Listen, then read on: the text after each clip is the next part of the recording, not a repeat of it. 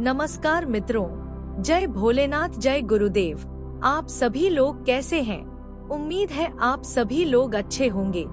आप सभी मित्रों का हमारे चैनल पर बहुत बहुत स्वागत है। मित्रों, जैसा कि आप सभी को विदित है कि हम अपने चैनल के माध्यम से धन से संबंधित जो भी समस्याएं हैं उन्हें दूर करने की हम बहुत आसान और छोटे छोटे तरीकों को लेकर के आते हैं, जिनका प्रयोग करके और जीवन के हर समस्याओं को दूर किया जा सकता है। मित्रों, आज के इस वीडियो में हम एक अप्सरा साधना को लेकर के आए हैं। इस साधना को आप बिना गुरु के भी कर सकते हैं, क्योंकि हमारे कई मित्रों ने हमें कमेंट किए हैं कि गुरुजी, कुछ ऐसे साधनाओं को लेकर आइए जिसे हम बिना गुरु के कर सकें, क्योंकि हमारे कोई गुरु नहीं है।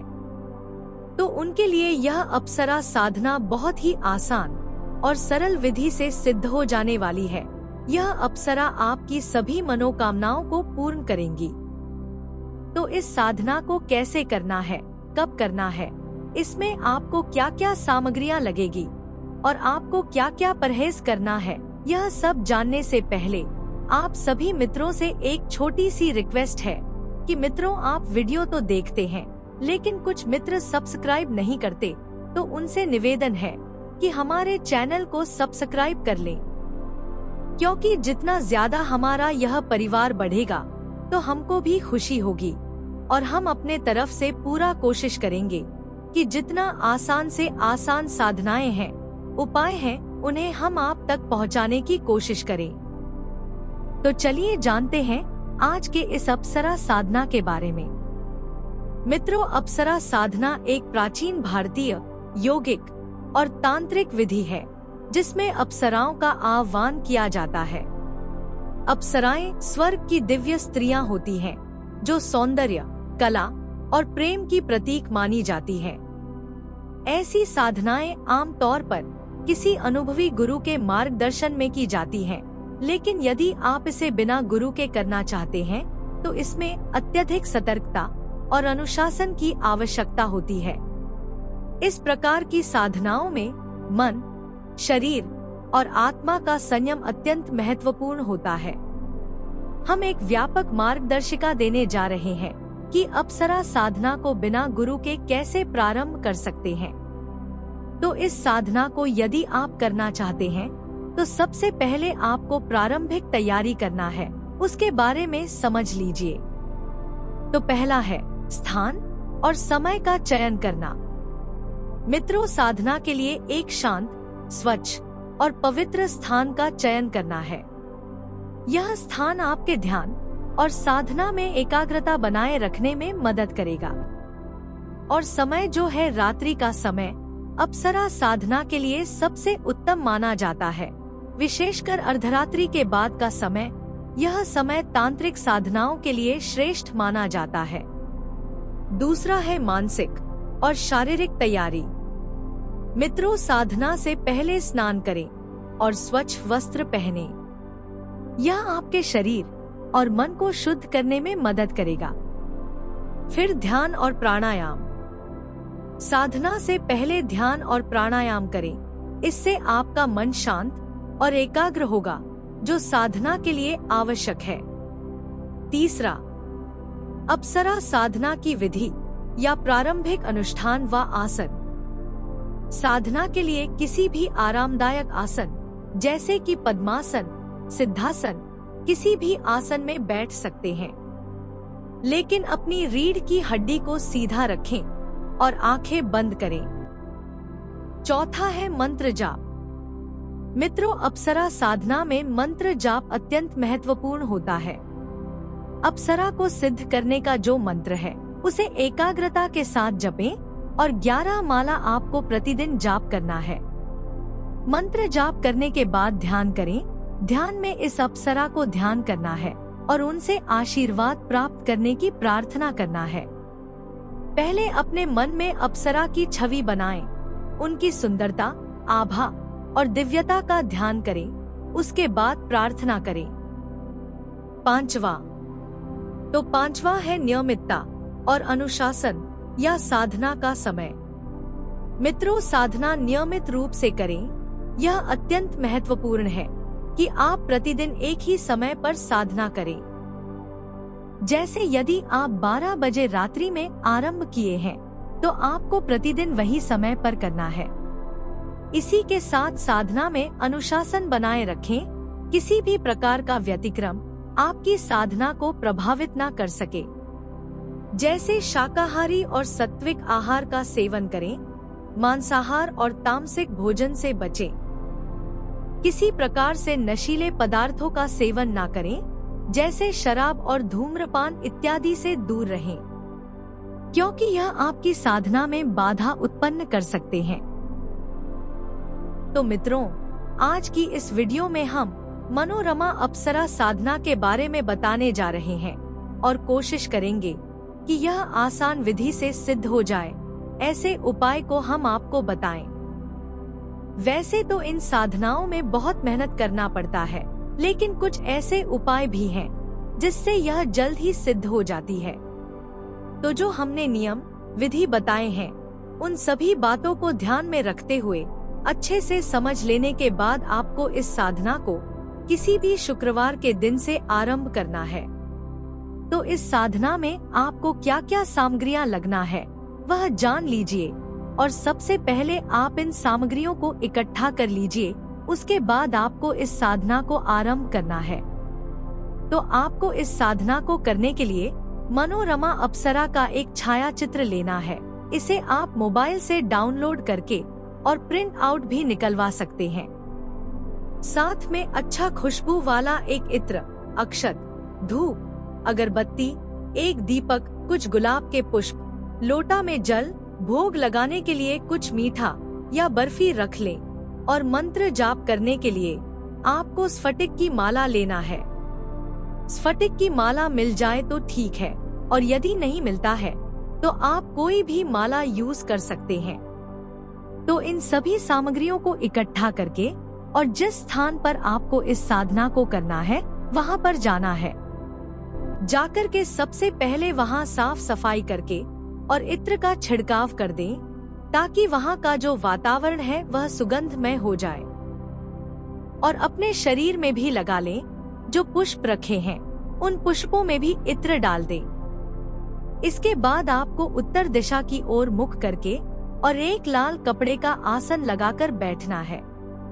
बैठ करके अपने सामने में इस अप्सरा की छाया चित्र को कोई लकड़ी की चौकी में रख लें और उसके सामने में एक दीपक जला लें। धूप अगरबत्ती जला करके सबसे पहले अपने कुल देवी देवताओं को, स्थान देवी देवताओं को और ग्राम देवी देवताओं को ध्यान लगाएं और प्रार्थना करें कि मैं जो यह अप्सरा साधना करने जा रहा हूँ, मेरा यह साधना सिद्ध हो।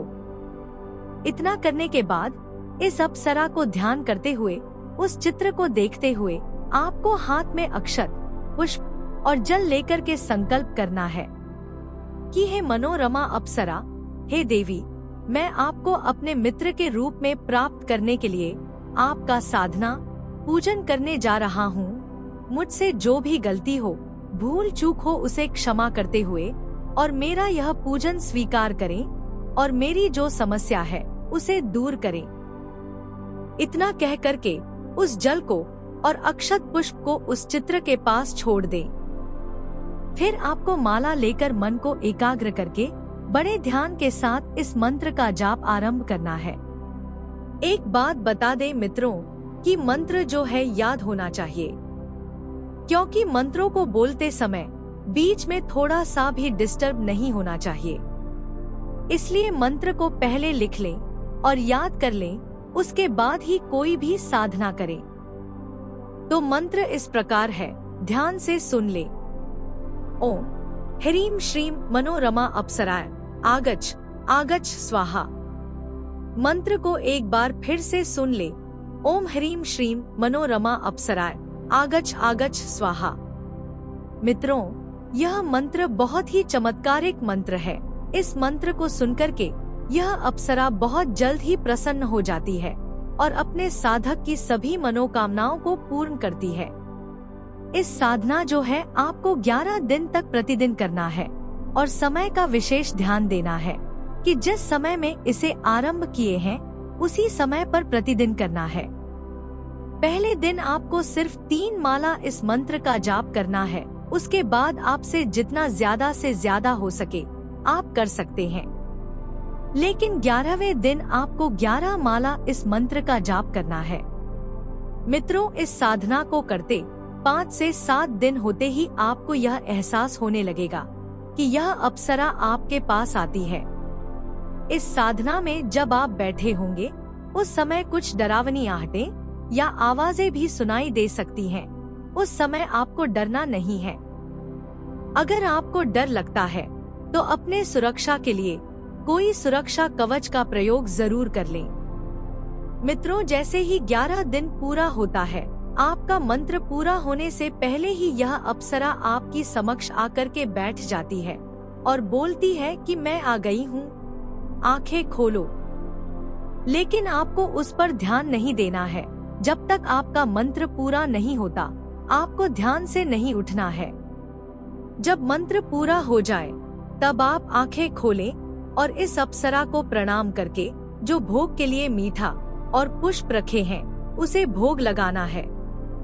तब यह अप्सरा आपसे पूछेगी कि बोलो मेरा साधना क्यों किया है। तब आपको हाथ जोड़ करके और इस अप्सरा से कहना है कि हे देवी, मैं आपको अपना मित्र बनाना चाहता हूँ। मैं अपने जीवन के समस्याओं से जूझ रहा हूँ और मेरा सहारा करने वाला कोई नहीं है, इसलिए मैंने आपका यह साधना, यह पूजन किया है। अगर आप मेरे इस पूजन से प्रसन्न है तो आप मुझे वचन दीजिए कि मैं जब भी आपको बुलाऊंगा तो आपको आना पड़ेगा, हर समस्याओं में मेरा साथ देना पड़ेगा और मेरे परिवार के किसी भी सदस्य को कोई नुकसान नहीं पहुंचाएंगी। मित्रों, जैसे ही इतना आप बोलेंगे, यह अप्सरा आपको वचन दे देगी और आपको तुरंत कुछ उपहार के रूप में भी देगी। फिर आपको उसे दोबारा बुलाने का जो उपाय है, जो विधि है, वह पूछ लेना है। यह अप्सरा आपको बता देगी कि तुम ऐसा करना तो मैं हाजिर हो जाऊंगी।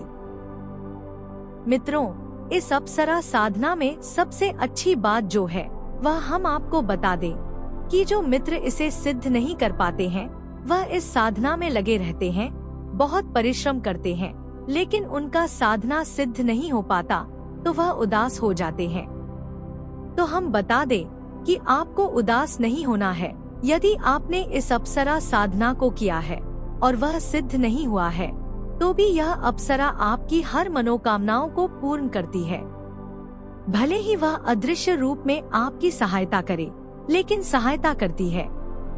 अगर आप किसी समस्या में फंसे हैं, आपको किसी चीज की कमी है, चाहे वह धन दौलत हो या कुछ भी हो, यह अप्सरा किसी न किसी माध्यम से, किसी न किसी रूप में आकर के आपकी सहायता करती है।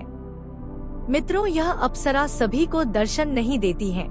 यह सिर्फ उन्हीं को दर्शन देती है जिनके अंदर उनकी तेज को संभालने की क्षमता होती है। आप ऐसा मत सोचिए कि आपको दर्शन नहीं हुआ तो आपका काम सिद्ध नहीं होगा। अगर आपने अप्सरा की साधना की है तो वह आपकी कामनाओं को जरूर पूर्ण करती है। तो आशा है कि इस अप्सरा साधना को कैसे करना है, कब करना है, इसका क्या नियम है, क्या विधि है, आपको सब समझ में आ गया होगा। अगर समझ में न आए तो वीडियो को एक बार पुनः देखकर अच्छे से समझ लें, उसके बाद ही इस साधना को करें। क्योंकि इस साधना को करने की जो विधि है, जो नियम है, उसके अनुसार करेंगे तो यह साधना निश्चित ही सिद्ध होती है। तो उम्मीद है कि यह वीडियो आपको अच्छा लगा होगा। अगर अच्छा लगा हो तो इस वीडियो को लाइक करें और हमारे चैनल को सब्सक्राइब करना ना भूलें। आज की वीडियो में बस इतना ही। कल फिर मिलेंगे एक नई वीडियो में। तब तक के लिए जय भोलेनाथ, जय गुरुदेव।